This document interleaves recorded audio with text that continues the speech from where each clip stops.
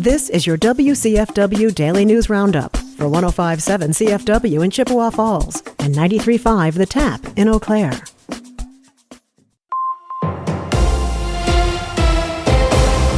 105.7 CFW News, I'm James Kelly. Chippewa Valley business owners and community leaders are preparing for the 32nd annual Chippewa Valley Rally event this month. Each year, Chambers of Commerce officials from Eau Claire, Chippewa Falls, and Menominee organize teams to travel to Madison and meet with state lawmakers. Scott Rogers is the Senior Director of Governmental Affairs for the Eau Claire Area Chamber of Commerce and explained the goal of the annual event.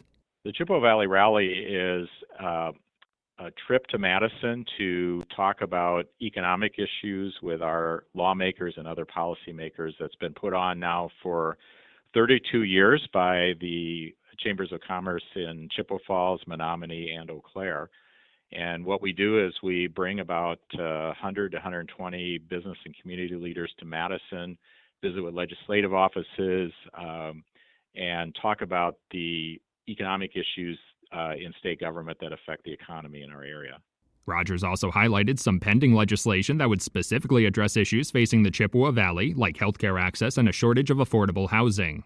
One of the unusual things about this year is even though the legislature is getting close to adjournment, there are a lot of bills in a few key areas that are still pending, including several that would help improve housing supply and affordability, some bills that relate to EMS services and making hospital beds available.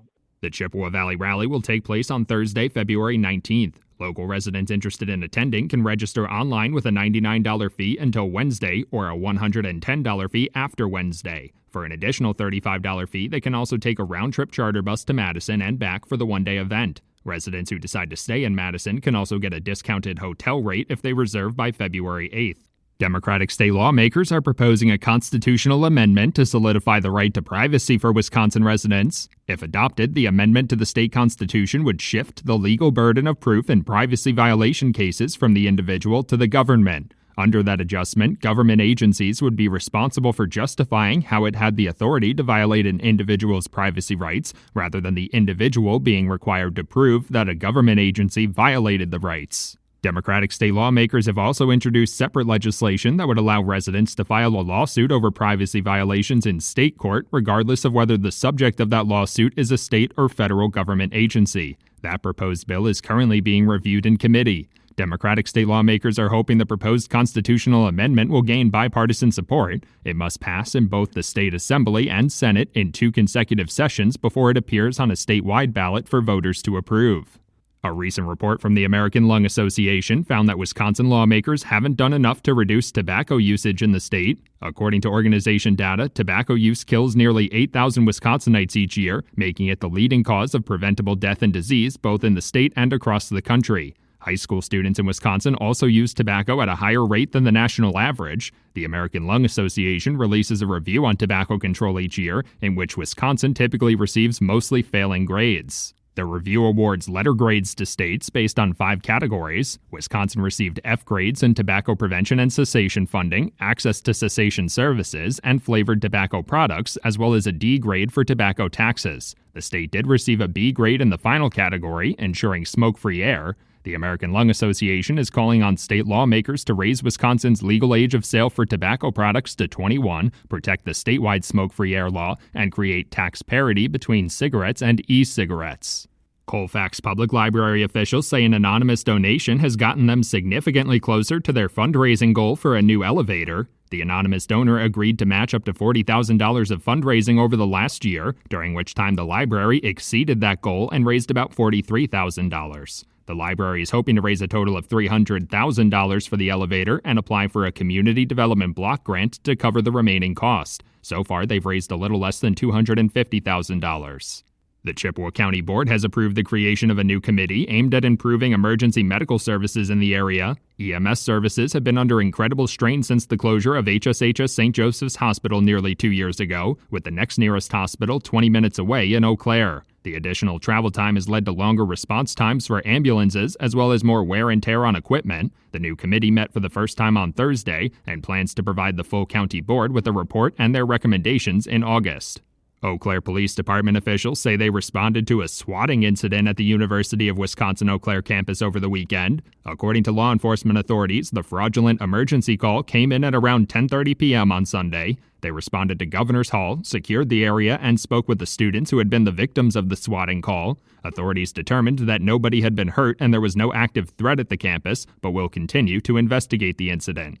The Wisconsin Department of Natural Resources is once again asking the public to help with an ongoing study on the black bear population. The Black Bear Litter and Diet Survey seeks to track the reproduction and overall population of black bears in the state to help inform future policy decisions. Residents can help by reporting any black bear dens they see while out and about to the DNR, especially during this time of year when cubs are being born. If you see a den, you should keep a safe distance, mark your coordinates, and take a picture if possible. For 105.7 CFW News, I'm James Kelly.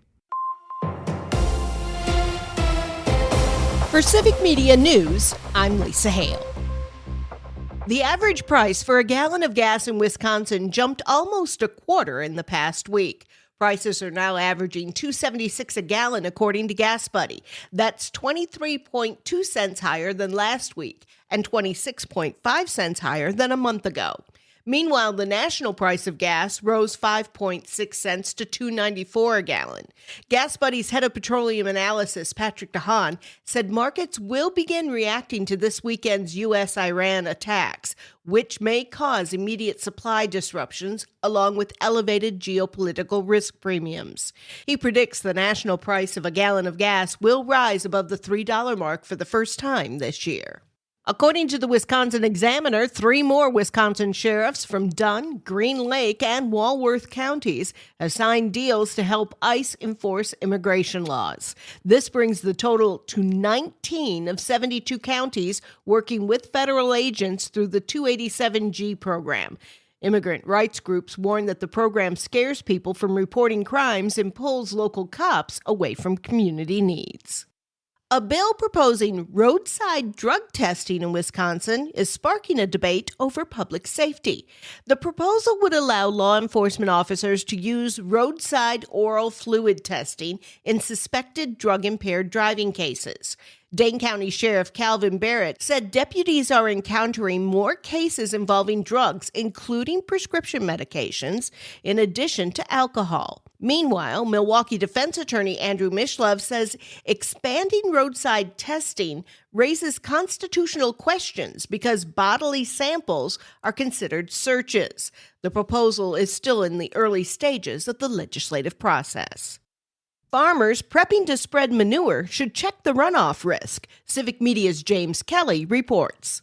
With warmer weather on the horizon, the Wisconsin Department of Agriculture, Trade, and Consumer Protection is reminding farmers to check the runoff risk advisory forecast before spreading manure on their fields. According to a press release, the tool is meant to help farmers and anyone else applying manure to their fields with up-to-date information on weather and soil conditions to reduce the risk of manure runoff ending up in nearby waterways. It's updated multiple times each day and covers the state in roughly 1.5 square mile grids. A report released by the Alliance for the Great Lakes last year found that 90% of the nitrate contamination in the state is caused by agricultural runoff with things like manure, fertilizers, and other bio-waste. Nitrate exposure is linked to a number of negative health concerns, including cancer, and can contribute to toxic algae blooms in waterways. Residents can access the Runoff Risk Advisory forecast at runoffriskadvisory.wi.gov. For Civic Media News, I'm James Kelly. High school juniors interested in learning more about agriculture in the Badger State now have a new opportunity. The Wisconsin Department of Agriculture is taking applications for its Youth Council through March 31st. The group meets monthly during the school year to speak with ag leaders, explore careers, and share ideas. 15 students will be selected from across the state. Interested students can apply online at agyouthcouncil.wi.gov. Wisconsin goes up a notch on a list ranking the state and local tax burden for residents. Wisconsin now ranks 34th in the nation, up 1 spot from last year's ranking of 35th. A new report from the Wisconsin Policy Forum says taxes took up about 9.8% of personal income. That's a little less than the year before. The report also shows that the state's tax share is still about a percentage point below the national average. The Wisconsin Department of Natural Resources has released a Wisconsin food waste evaluation report. Civic Media's Melissa Kay breaks it down for us. It includes recommendations to reduce food waste going to landfills as part of a statewide goal to reduce per capita food waste disposal in landfills by 50% by 2030, compared to 2020 levels. Key findings of the report show that 88% of food waste going to Wisconsin landfills is from residential and food service sources, with residential contributing the largest share at 47%. Infrastructure for hauling food waste to destinations other than landfills will have to expand significantly to achieve the statewide food waste reduction goal. Of the 286 facilities licensed for composting in Wisconsin, just 30, or 10%, are approved to accept food waste. You can find more information on the DNR website. I'm Melissa Kay.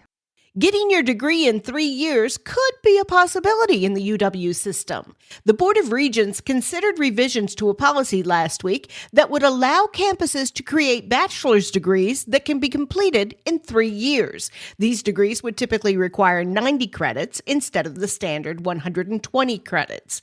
These 3-year programs are on the rise nationwide. The State Journal reports that the Board of Regents will vote on the policy at a future meeting.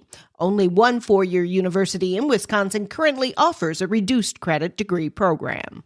For Civic Media News, I'm Lisa Hale. For news anytime, visit our website at civicmedia.us. The Bucks at home tonight. Hi, I'm Mike Clemens with sports. NBA, the Bucks in need of a win host the Phoenix Suns. I asked Giannis what's the most important thing they must do to get off to a good start tonight. Move the ball, get good shots, just keep that good rhythm, good energy in the first 6 minutes. And defensively, don't trade basket, no easy one, no easy looks. Like, we don't get easy looks offensively, so don't give them no easy looks either. College hoops, the Wisconsin Badgers head to Chicago for the Big Ten tournament. They'll play on Thursday. The Badgers now ranked 23rd in the nation after beating number 15th ranked Purdue over the weekend. NFL free agency. Packers linebacker Quay Walker headed to Las Vegas to sign a 3-year contract with the Raiders, $40 million, $28 million guaranteed. He talked to us after the Packers were one and done in the playoffs against the Bears. We didn't execute, and that's been a problem for us. Honestly, just finishing game, putting guys away. Even before I got here, I feel like that's always been a part of this organization. That's Quay Walker with Sports on Mike Clemens. We have a system that's going to bring a little rain later today. Some rain will change to snow tonight with snow into tomorrow. We could get a couple, maybe up to 3 inches or even a little more in a few spots by the time it all winds down. Today, mostly cloudy. Mid to upper 40s will drop to 29 tonight, tomorrow. Snow mainly in the morning with a high of 42. I'm meteorologist Sean Cable. Current temp now 37.